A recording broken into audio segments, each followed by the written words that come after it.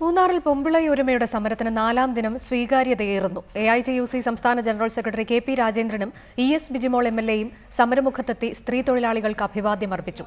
അതേസമയം സംയുക്ത ട്രേഡ് യൂണിയനുകൾ നടത്തുന്ന അനിശ്ചിതകാല രാപ്പകൽ നിരാഹാര സമരം 2ാം ദിവസത്തിലേക്ക് കടന്നു.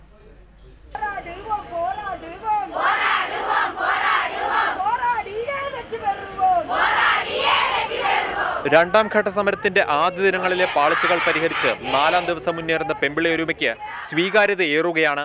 AITUC സംസ്ഥാന ജനറൽ സെക്രട്ടറി KP രാജേന്ദ്രനും ES ബിജിമോൾ MLAയും രാവിലെ സമരപന്തലിലെത്തി തൊഴിലാളികൾക്ക് അഭിവാദ്യം അർപ്പിച്ചു. ട്രേഡ് യൂണിയനുകൾ തങ്ങളുടെ സമരത്തെ തകർക്കാൻ ശ്രമിക്കുന്നുവെന്ന് തൊഴിലാളികൾ ഇരുവരോടും പരാതിപ്പെട്ടു.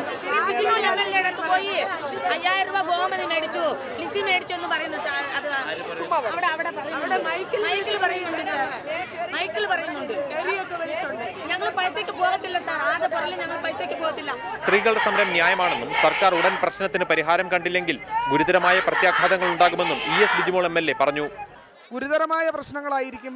ശമ്പള പരിഷ്കരണവുമായി ബന്ധപ്പെട്ട പ്രശ്നങ്ങൾക്ക് അടിയന്തര പരിഹാരം ഉണ്ടാക്കിയില്ല എങ്കിൽ തോട്ടം മേഖലയിൽ ഉണ്ടാകുക ഗുരുതരമായ പ്രശ്നമായിരിക്കും ഉണ്ടാകുക. അതുകൊണ്ട് തന്നെ സംസ്ഥാന സർക്കാർ 5ാം തീയതി ഗവൺമെന്റ് എന്നുള്ള നിലയിൽ ഈ വിഷയത്തിൽ ഇടപെട്ട പരിഹാരം ഉണ്ടാക്കണം എന്നുള്ളതാണ് അഭ്യർത്ഥിക്കാനുള്ളത്. സംസ്ഥാനത്തെ മനുഷ്യാവകാശ സാമൂഹ്യ പ്രവർത്തകരും തൊഴിലാളികൾക്ക് ഐക്യദാർഢ്യവുമായി എത്തി.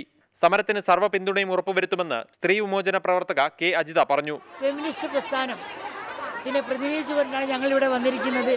തീർച്ചയായിട്ടും ഇനി അങ്ങോട്ട് ഈ സമരത്തിൽ ഏതെല്ലാം രീതിയിൽ പങ്കെടുക്കാൻ പറ്റുമോ ആ രീതിയിലൊക്കെ ഞങ്ങൾ പങ്കെടുക്കുന്നതാണ്. BMS സംസ്ഥാന സെക്രട്ടറി അഡ്വക്കേറ്റ് സിന്ധുമോൾ ഉൾപ്പെടെയുള്ള നേതാക്കളും സമരമുഖത്തെത്തി തൊഴിലാളികൾക്ക് അഭിവാദ്യം അർപ്പിച്ചു. ഇന്നു മുതൽ 5 സ്ത്രീ തൊഴിലാളികൾ അനിശ്ചിതകാല നിരാഹാര സമരം ആരംഭിച്ചിട്ടുണ്ട്.